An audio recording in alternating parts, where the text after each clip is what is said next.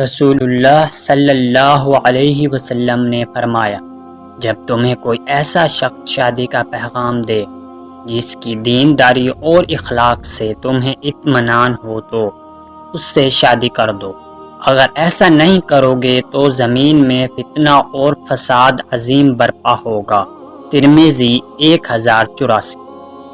رسول اللہ صلی اللہ علیہ وسلم نے ان سے فرمایا کہ سب نمازوں میں اللہ تعالیٰ کے نزدیک پسندیدہ نماز داؤد علیہ السلام کی نماز ہے، اور روزوں میں بھی داؤد علیہ السلام ہی کا روزہ۔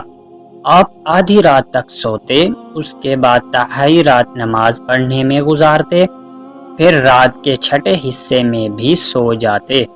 اسی طرح آپ ایک دن روزہ رکھتے اور ایک دن افطار کرتے تھے۔ بخاری 1131۔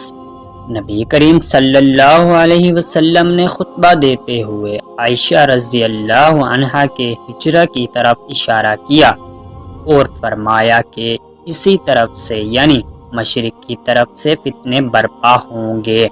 3 مرتبہ آپ صلی اللہ علیہ وسلم نے اسی طرح فرمایا کہ یہیں سے شیطان کا سر نمودار ہوگا۔ بخاری 3104۔